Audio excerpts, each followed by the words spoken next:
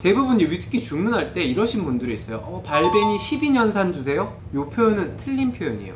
안녕하세요, 광텐더입니다. 혹시 싱글 몰트 위스키 혹은 캐스크 스트렝스 또는 싱글 캐스크, 스몰 배치, 프루프, 논칠 필터드 위스키를 마시다 보면 한 번쯤은 들어봤을 법한 그런 단어들이 있습니다. 근데 이제 여러분들이 이 단어에 대해서 뜻을 잘 모르시고 위스키를 즐기시는 분들이 많아요. 그래서 오늘 준비한 거는 바로 이 위스키를 마실 때 알아두면 좋은 용어들에 대해서 제가 설명을 드리려고 합니다. 뭐가 됐든 알고 마시거나 먹으면 훨씬 더 맛있고 왜 이게 이런 맛이 나고 왜 이런 가격이 나왔는지를 알 수가 있기 때문에 제가 오늘 위스키에 관련된 용어들을 쭉 분류해서 설명을 드리도록 하겠습니다. 자, 바로 한번 시작해 볼게요.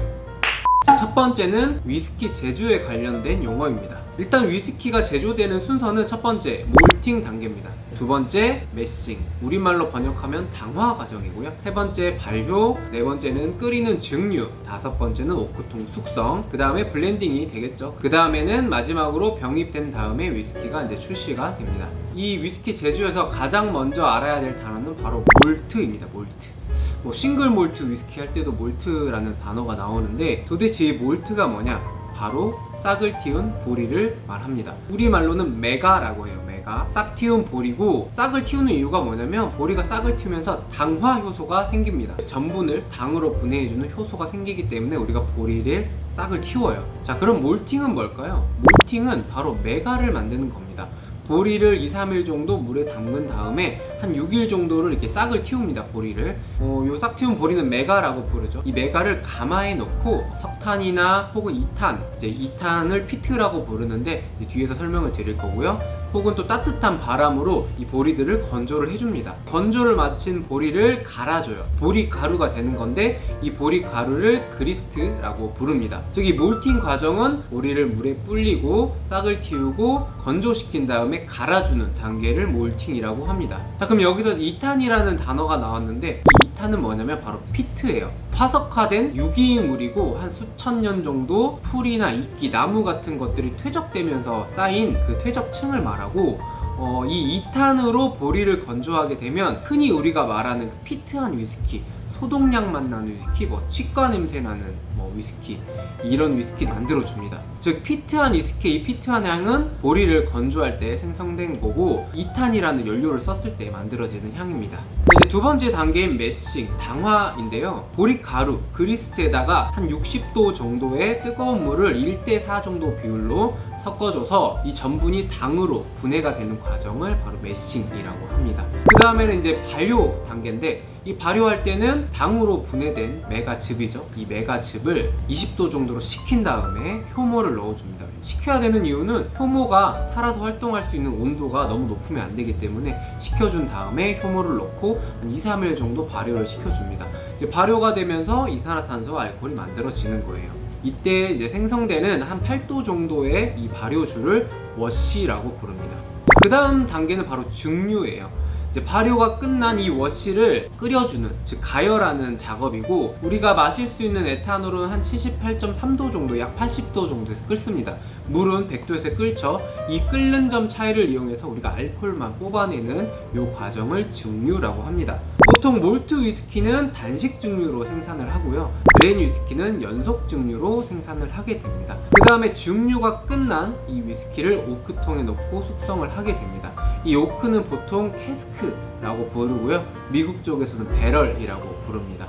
증류를 마친 이 술은 한 60도 정도 되는 증류주가 되고 요거를 참나무로 만든 오크통에 넣고 숙성을 시킵니다. 이 숙성 과정에서 다양한 맛과 향 그리고 색깔도 갈색으로 변하게 됩니다. 그리고 이제 이 오크통 숙성에 대해서 알아야 되는 용어들이 몇 개 있는데 바로 퍼스트 필입니다. 용어 자체가 처음으로 주입한 이런 뜻이잖아요. 그래서 오크통에 맨 처음 넣은 술이다 라고 이해를 하실 수가 있는데 그건 아니고요. 처음에 오크통에 버번 위스키나 혹은 와인이 담겼던 오크통을 가져와서 가장 처음 넣는 위스키를 퍼스트 필이라고 합니다. 어떻게 보면 두 번째로 오크통에 담긴 술이에요. 그렇게 이해를 하시면 되고 여기서 퍼스트 필을 다시 정리하면 새 오크통은 아니고 기존의 버번이 숙성이 되거나 혹은 쉐리 와인, 포트 와인이 숙성됐던 오크통을 가져와서 가장 처음 넣은 위스키라고 이해를 하시면 됩니다. 그 다음에 이제 위스키 숙성에서 빠질 수 없는 용어가 있습니다. 바로 엔젤스 쉐어. 위스키는 거의 60도가 되는 고도수의 술 상태로 오크통에 들어가기 때문에 증발이 될 수밖에 없어요. 이제 스코틀랜드 같은 경우는 저온에 그리고 습하기 때문에 1년에 1, 2% 정도 증발을 하는데 이 증발량을 엔젤스 쉐어라고 했습니다. 반대로 데빌스 쉐어도 있잖아요. 이 데빌스 쉐어는 뭐냐? 직원들이 몰래 빼마시는 술을 데빌스 쉐어라고 합니다. 자, 그리고 이제 블렌딩을 거치겠죠. 이제 블렌딩을 한 다음에 이제 병입이 되는데 이 병입도 두 가지로 나뉩니다. 우리가 일반적으로 아는 뭐 글렌피딕, 발베니, 탈리스커 이런 것들은 공식 병입 위스키들이에요. 오피셜 바틀링이라고 해서 공식 병입은 위스키를 만든 증류소에서 직접 병입한 위스키들을 공식 병입이라고 하고요. 그 다음에 이제 증류소에서 만든 위스키를 원액들을 사들여가지고 병입한 위스키, 즉 이런 위스키들은 독립병입이라고 합니다. 요즘 또 독립병입이 좀 유행을 하고 있습니다. 워낙에 공식 병입 위스키들이 수입이 잘 안 되다 보니까 오히려 독립병입 위스키들이 조금 한국에 들어오는 것 같아요. 보통은 이제 증류소에서 원액들을 사와가지고 독립병입 회사들이 자기만의 스타일로 블렌딩을 한다거나 추가 숙성을 하는 경우가 많습니다. 그래서 이제 맛이나 향들을 조금 더 추가해서 출시를 하게 됩니다. 그래서 병입은 공식 병입과 독립 병입 두 가지 타입으로 나뉘게 됩니다. 자, 이 정도까지가 위스키를 제조하는 과정에서 여러분들이 알아두면 좋은 용어들이었습니다. 자, 위스키 용어 두 번째는 바로 위스키의 종류에 관한 용어들이에요. 흔히 세계 5대 위스키라고 하면 스카치 위스키, 아이리시 위스키, 캐네디언 위스키, 아메리칸 위스키, 재패니즈 위스키입니다. 이렇게 5가지를 세계 5대 위스키라고 하고요. 그 중에서도 이제 미국 위스키부터 이제 알아두면 좋은 거는 바로 버번 위스키예요. 버번 위스키는 도대체 뭐냐? 많이 듣잖아요. 위스키 입문을 버번으로 하시는 분들도 많으실 건데 일단 옥수수가 51% 이상 재료로 들어가야 합니다. 나머지는 뭐 보리나 호밀 이런 것들이 섞여가지고 만들어지게 되고 중요한 메인 재료는 옥수수, 그리고 속을 태운 새 오크통에서 최소 2년 이상 숙성을 해야 됩니다. 오크통에 들어가는 알코올 도수는 62.5도 이하여야 하고 병입될 때는 40도 이상으로 병입이 되어야 버번 위스키라고 부를 수가 있습니다. 사실 버번 위스키의 또 사촌격으로는 테네시 위스키가 있어요. 이 이름에서도 알 수가 있듯이 테네시 위스키는 일단 테네시 주에서 생산을 해야 되고요. 이 버번과 테네시의 제조 과정에서 큰 차이는 바로 링컨 카운티 프로세스라는 과정이에요. 이건 뭐냐면 이제 위스키를 사탕 단풍나무 숯 여과를 거치는 건데 이제 사탕 단풍나무로 만든 숯을 이렇게 큰 통에다가 한 2-3m 정도 좀 쌓아요. 쌓은 그 숯 통에다가 위스키를 위에서 똑똑똑 떨어뜨리면 위스키가 숯을 통해서 여과가 되겠죠. 이 숯 여과 과정이 이 테네시 위스키의 특징이고요. 나머지 뭐 옥수수가 51% 이상, 속을 태운 새 오크통, 그다음에 뭐 알코올 도수 이런 것들은 동일합니다. 그래서 이 테네시 위스키는 테네시주 생산 그리고 링컨 카운티 프로세스가 차이다 라고 생각을 하시면 됩니다. 다음 세 번째, 라이 위스키입니다. 또 미국이 유명한 게 라이 위스키인데 라이는 호밀이에요. 재료가 호밀이 51% 이상 들어갔을 때 이제 라이 위스키라고 부르고 나머지는 똑같습니다. 그 다음에 이제 콘 위스키도 있어요. 최근에 콘 멜로우라는 위스키가 이제 국내에 들어오면서 많은 유튜버 분들이 소개를 했던 것 같던데 이 콘 위스키는 일단 옥수수가 80% 이상 들어가야 이제 콘 위스키입니다. 오크통은 속을 태우지 않은 오크통을 사용을 해도 되고 기존에 다른 위스키가 숙성됐던 사용이 됐던 오크통을 이용을 해도 됩니다. 그리고 이제 알코올 도수는 뭐 똑같아요. 62.5도 이하로 오크통 숙성에 들어가야 하고 병입할 때는 40도 이상이어야 합니다.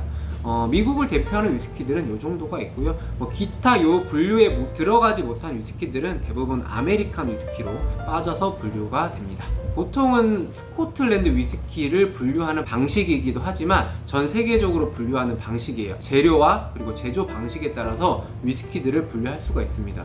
여러분이 위스키를 마실 때 가장 많이 들었던 단어 블렌디드 위스키랑 아마 싱글 몰트일 거예요. 제가 이제 손님들이 오시면 혹은 위스키 원데이 클래스를 하면 싱글 몰트 위스키가 뭐예요? 이렇게 물어보면 설명을 제대로 하실 수 있는 분들이 거의 없어요. 오늘 요 영상을 보시면 충분히 설명을 하실 수가 있습니다. 가장 먼저 싱글 몰트 위스키가 뭐냐? 여기서 싱글이 의미하는 거는 증류소 한 곳이에요. 조금 있어 보이는 말로는 단일 증류소, 즉 증류소 한 곳에서 여기서 몰트 아까 배웠잖아요. 바로 메가, 쌀을 틔운 보리를 의미하는데 이제 싱글 몰트 위스키는 증류소 한 곳에서 보리 100%, 즉 메가 100%로 만든 그리고 단식 증류로 만든 위스키를 싱글 몰트 위스키라고 합니다. 이제 정의가 되나요? 단일 증류소에서 보리 100%로 만든 단식 증류로 만든 위스키를 싱글 몰트 위스키라고 합니다. 이렇게 이해하시면 되고요. 그 다음에 두 번째, 블렌디드 몰트 위스키예요. 이 블렌디드 몰트 위스키는 여러 증류소의 싱글 몰트들끼리를 섞은 거예요. 즉 만약에 글렌피딕 싱글 몰트 위스키가 맛있었고, 그 다음에 뭐 맥켈란 게 맛있었고, 발베니 게 맛있었다. 그럼 이제 이 세 군데에서 원액을 사와서 몰트 위스키만 섞으면 이제 그게 블렌디드 몰트 위스키가 되는 거예요. 대표적으로는 뭐 네이키드 그라우스, 몽키 숄더가 있겠죠. 그다음에 세 번째, 싱글 그레인 위스키입니다. 그레인 위스키는 이제 보리뿐만 아니라 다양한 곡물 가지고 만들게 되고요. 그리고 연속식 증류로 만들게 됩니다. 대표적으로는 제가 가지고 있는 위스키는 치타라는 증류소에 싱글 그레인 위스키가 있습니다. 사실 그레인 위스키는 단독으로 출시되는 경우가 별로 없어요. 그 다음에 역시 그레인 위스키끼리만 섞게 되면 블렌디드 그레인 위스키가 되겠죠. 총 4가지 타입이 있고요. 마지막으로 몰트 위스키와 그레인 위스키를 섞으면 바로 여러분들이 많이 알고 있는 블렌디드 위스키가 됩니다. 총 5가지로 재료와 제조 방식에 따라서 분류를 할 수가 있어요. 대표적인 블렌디드 위스키는 뭐 조니 워커, 시바스 리갈, 발렌타인, 로얄 살루트, 여러분들이 한 번쯤 들어봤던 그런 위스키들은 다 블렌디드 위스키라고 생각을 하시면 됩니다. 자, 이렇게 되면 재료와 제조 방식에 따라서 여러분들이 위스키를 분류할 수 있고, 라벨을 딱 봤을 때 아, 얘는 이 위스키구나 라고 이제 이해를 할 수가 있겠죠. 자, 이제는 여러분들이 바에 가서 혹은 이제 친구들이랑 이제 위스키를 마실 때 아, 이거는 싱글 몰트 위스키야, 너는 싱글 몰트 위스키가 뭔지 알아? 라고 했을 때 딱 설명을 멋지게 하실 수가 있습니다. 그 다음에 세 번째는 위스키 라벨 속의 용어들이에요. 여러분들이 처음에 위스키를 접할 때 라벨을 유심히 보는 습관을 들여야 돼요. 라벨 속에는 다양한 정보들이 있기 때문에 라벨을 보셔야 되고, 일단은 라벨 속에는 숙성 연수가 있습니다. 대부분 위스키 주문할 때 이러신 분들이 있어요. 발베니 12년산 주세요? 이 표현은 틀린 표현이에요. 와인에는 맞습니다. 와인은 빈티지라는 개념이 있기 때문에 그 해에 수확된 포도 가지고 그 해에 생산이 됐기 때문에 뭐 어떤 와인이 2008 빈티지다 라고 하면 어떤 와인 2008년산 주세요 라고 하면 맞는 표현인데, 위스키는 그 개념이 아닙니다. 위스키에 써있는 숫자는 블렌딩된 위스키 중에서 숙성 연수가 가장 짧은 연수를 써주는 겁니다. 그렇기 때문에 연산이라고 주문하시면 안 되고 발베니 12년 주세요 라고 해야지 올바른 표현입니다. 혹시 헷갈려 하실 수가 있기 때문에 한 번 더 설명을 드리면, 싱글 몰트 위스키가 증류소 한 곳의 의미를 가지고 있어요. 만약에 발베니 12년이다 라고 하면 발베니 내에서 생산된 원액들 중에서 섞어요. 블렌딩이 됩니다. 그 중에서 섞이는 원액 중에서 가장 짧은 연수를 써주는 거예요. 즉 발베니 12년이라는 거는 발베니에서 생산된 원액들을 블렌딩을 했고, 그 블렌딩된 원액 중에서 가장 짧은 숙성 연도가 12년짜리가 들어갔구나 라고 생각을 하시면 됩니다. 그 다음에 배치예요. 배치라는 표현들이 이제 위스키 라벨에 가끔 보이는데, 이 배치는 한 번 생산된 양이에요. 대표적으로 우리 또 글렌알라키라는 위스키가 우리나라에서 또 유행을 하고 있는데, 특히 CS 제품이 유행을 하고 있어요. 그래서 올해에는 7번째 배치까지 들어왔고, 한 번 생산된 양을 배치라고 하고요. 그 다음에 스몰 배치는 그럼 뭐냐? 보통 스몰 배치 표현은 미국 위스키들이 많이 쓰는데, 엄선된 소수의 오크통만 블렌딩을 했을 때 이제 스몰 배치라는 표현을 쓰고요. 그 다음에 여러분들이 꼭 알아야 되는 단어가 나옵니다. 드디어 바로 캐스크 스트렝스입니다. 오크통의 강도, 오크통의 강력함, 뭐 직역하면 이런 정도의 의미인데, 여기서 캐스크 스트렝스라는 뜻은 바로 물을 타지 않은 위스키예요. 즉 오크통 숙성을 마친 위스키에 물을 타지 않고 병입을 한 위스키들을 캐스크 스트렝스라고 합니다. 그래서 기본적으로 캐스크 스트렝스 위스키들은 알코올 도수가 50도 후반에서 60도대까지도 되게 고도수의 위스키들이에요. 그만큼 개성도 강하고 풍미나 향이 강한 위스키들이에요. 그리고 당연히 물을 안 탔기 때문에 비쌉니다. 그래서 캐스크 스트렝스 개념을 알고 계셔야 되고, 이 위스키가 캐스크 스트렝스다 라고 하면 가격이 좀 나가겠구나 라고 생각을 하셔야 됩니다. 이 캐스크 스트렝스도 섞을 수는 있습니다. 물만 안 넣으면 돼요. 그 다음에 두 번째로 꼭 알아야 되는 또 용어가 있습니다. 바로 싱글 캐스크. 이건 쉬워요.